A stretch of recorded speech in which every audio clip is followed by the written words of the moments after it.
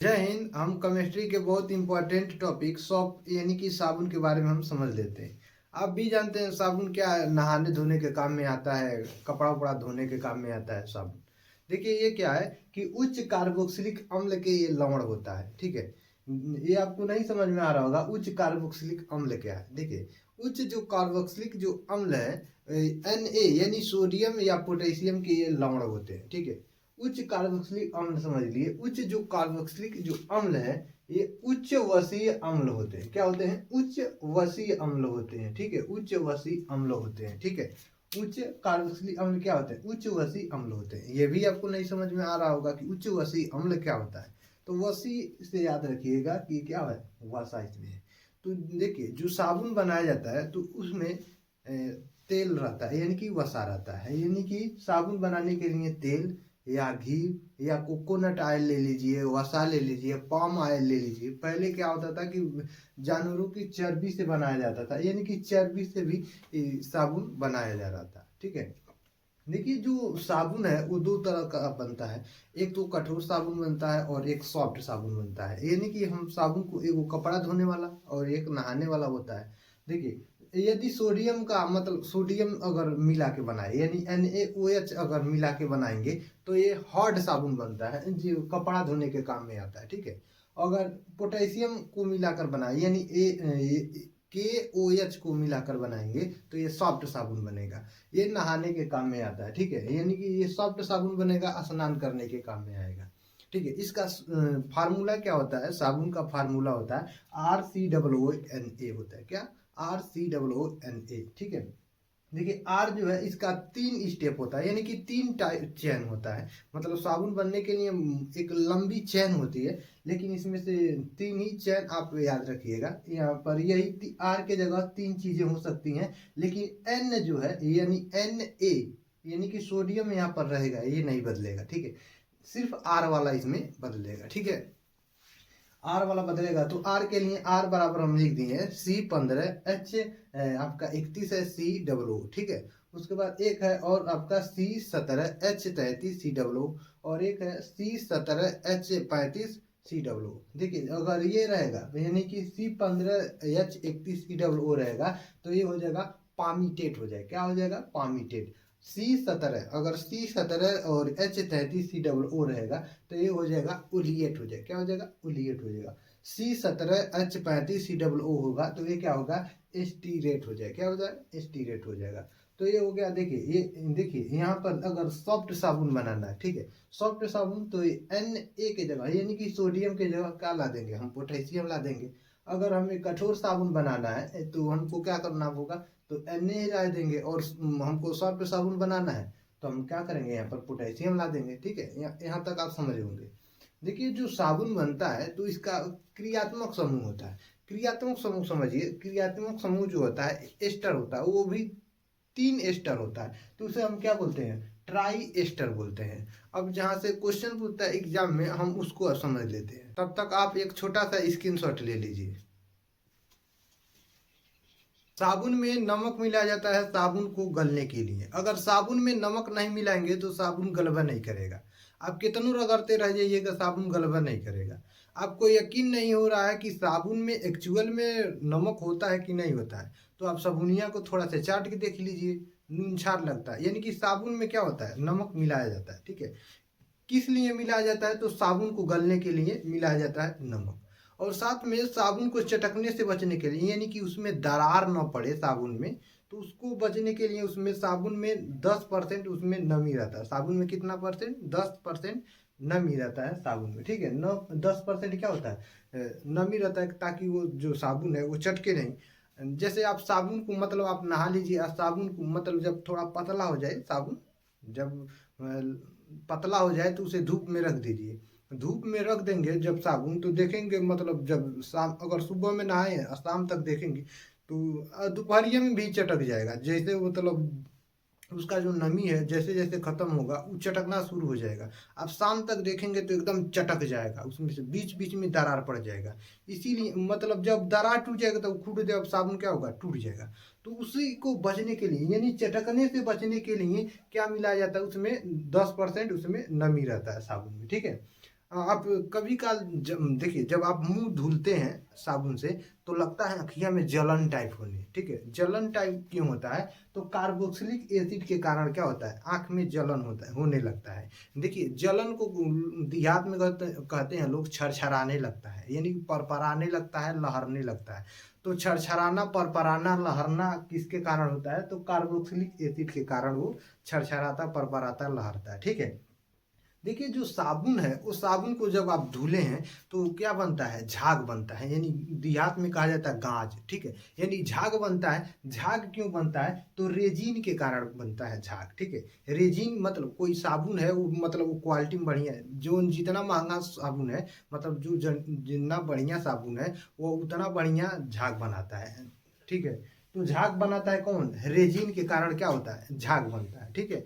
अब झाग बन गया तो झाग को ढेर वक्त तक, यानी ज्यादा टाइम तक रोकने के लिए उसमें ग्लिसरॉल मिलाया जाता है, ठीक है। ग्लिसरॉल मिलाया जाता है जो क्या करता है, झाग को सूखने से ये रोकता है, और साथ में ही साबुन को पारदर्शी बनाता है। पारदर्शी का मतलब समझिए, अब पियर साबुन देखे होंगे, वो क्या होता है कि पारदर्शी होता है, यानी कि उसमें ग्लिसरॉल मिलाया जाता है, ठीक है। ग्लिसरॉल की मात्रा ज्यादा रहेगा तो क्या होगा, साबुन पारदर्शी बनेगा। लेकिन जो साबुन आपको मिलता है ज्यादा कई कलर का मिल जाता है, जैसे लाल, पीला, हरा, नीला, बैगनी, नारंगी, संतरा कलर, कई कलर को आपको साबुन मिल जाता है। लेकिन जो झगवा बनता है वो सफेदा क्यों बनता है, इसको हम समझ लेते हैं। यानी कि जो साबुन है उसका वर्किंग प्रिंसिपल क्या है, यानी कि वो कैसे साफ करता है, उसको हम समझ लेते हैं। देखिए, जो साबुन है उसकी क्या होती है, जो लंबी एक चेन होती है, यानी कि लंबी एक उसका क्या होता है, श्रृंखला होता है, एक कार्बन की वो श्रृंखला होती है, ठीक है। अब हम इसको समझ लेते हैं। आप पानी से डर लगना आप जन्म करते हैं, क्या होता है, हाइड्रोफोबिया होता है। क्या होता है, हाइड्रोफोबिया।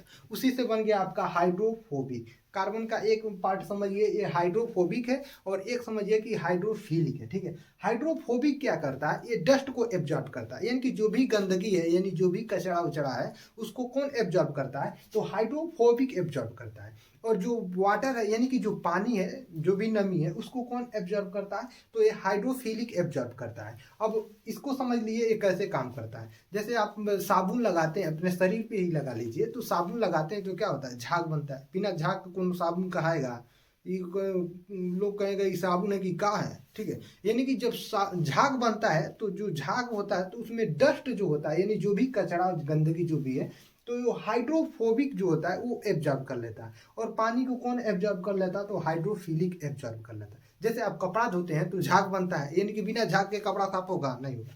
तो झाग बनता है तो उसमें जो डस्ट होता है वो हाइड्रोफोबिक जो है वो एब्जॉर्ब कर लिया, और हाइड्रोफिलिक ये क्या कर लेता है, ये पानी यानी कि नमी को एब्जॉर्ब कर लेता है। जब आप कपड़ा धोते हैं तो झाग बनता है। अब झाग जो बनता है, झाग को हम क्या बोलते हैं, माई सेल बोलते हैं। क्या बोलते हैं, माई सेल बोलते हैं झाग को, ठीक है।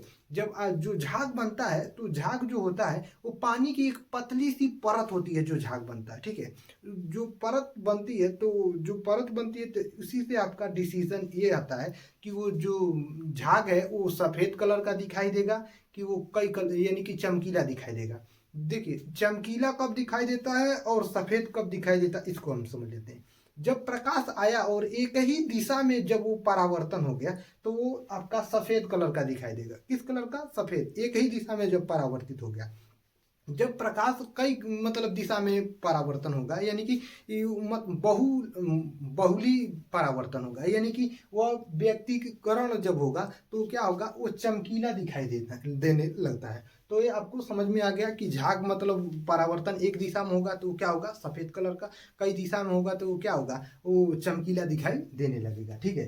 देखिए, जो साबुन है वो कठोर जल है उसके साथ वो झाग नहीं बनाता है, वो बना पाता है। उसका एक ही समस्या है, साबुन बढ़िया साबुन है कौन, तब वो कठोर जल के साथ नहीं झाग बना पाता है। तो इसकी समस्या को दूर करने के लिए एक आता है डिटर्जेंट। डिटर्जेंट जो होता है वो सर्फ, आप जानते हैं ना, सरफ, ठीक है। सरफ को हम क्या बोलते हैं, डिटर्जेंट बोलते हैं। तो सरफ जो होता है वो कठोर जल के साथ भी वो झाग बढ़िया बना लेता है। आप मतलब सरफ को ले लेते हैं आप कप, मतलब बाल्टी में चाहे कुछ में, आप टप उप में कुछ अपना कपड़ा बोलते हैं तो 2-3 घंटे तक वैसे छोड़ दें ताकि वो बढ़िया से एकदम भीग जाए, ताकि जो कचरा है वो मतलब जो भी डस्ट है वो बढ़िया से फूल जाए, तब उसको साफ करते हैं तो जल्दी से वो साफ हो जाता है। हालांकि जो कठोर जल है इसको हम आपको पिछले क्लास में समझा चुके हैं, डिस्क्रिप्शन में लिंक है, वहां से जाकर आप देख लीजिएगा। तो अब हम समझ लेते हैं सरफ जो है, और मतलब सरफ बढ़िया है कि आपका साबुन बढ़िया है, इसको हम अब समझ लेते हैं। तब तक आप एक छोटा सा स्क्रीनशॉट ले लीजिए। डिटर्जेंट यानी कि इसे हम अपमार्जक कहते हैं। अपमार्जक क्या है? तो सरफ आप क्या क्या है? अपमार्जक है। सरफ के बारे में सब लोग जानते हैं। सरफ किसके काम में आता है? तो ये कपड़ा धुलने के काम में आता है, लेकिन ये नाम मात्र है कि कपड़ा धुलने के काम में आता है। हम लोग बचपन में इससे बहुत नहाए हैं सरफ से। जब फुंसी उसी हो जाता था तो हमारी मम्मी सरफ लेके धई के दर देती थी, बाबू नहा लो साफ हो जाएगा। और जब दर्दी थी तो इतना छरछराता था, कितनों चिल्लाते रहो छोड़बा नहीं करती जब तक वो दर के खत्म नहीं हो जाता था। लेकिन हालांकि दौड़ती तो खत्म, जो फूसी था वो खत्म हो जाता था।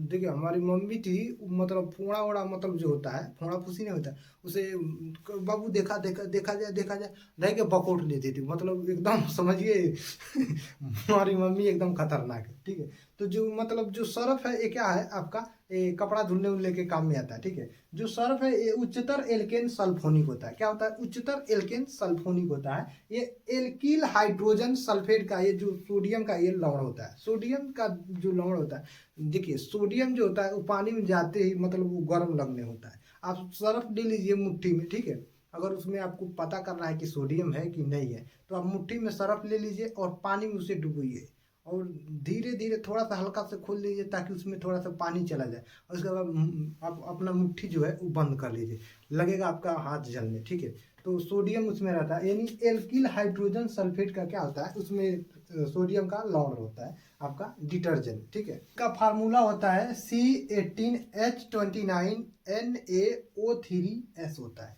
यानी कि C18H29NaO3 और एस होता है। ठीक है, इसका फार्मूला होता है। जो डिटर्जेंट होता है वो आपका सबसे बढ़िया होता है, यानी कि सर्फ जो होता है वो साबुन से आपका बढ़िया होता है। देखिए ये क्या है, यानी कि ग्रेटर देन है, यानी जो डिटर्जेंट है यानी कि जो अपमार्जक है वो साबुन से क्या है, वो बड़ा है, यानी कि ठीक ठाक है। देखिए इसको मतलब इससे हमको पहले बड़ा इसमें कंफ्यूजन था, तो हम याद रखने के लिए बनाए कि जिधर टूटी है उधर छोटी है, तो जिधर इसका टोटी है उधर क्या है, छोटी है, यानी कि जो सॉप है यानी कि जो साबुन है वो क्या है आपका छोटा है, यानी कि बढ़िया कौन है, डिटर्जेंट इसका क्या है, बढ़िया है। इसको इसका एग्जाम्पल आप डिटर्जेंट यानी अपमार्जक का एग्जाम्पल याद रखिएगा, अक्सर आप पूछ लेता है। तो सोडियम लॉरिथ जो सल्फेट होता है वो क्या होता है, अपमार्जक होता है। तो आई होप आप सर्फ और साबुन के बीच जो अंतर है आप समझे गए होंगे।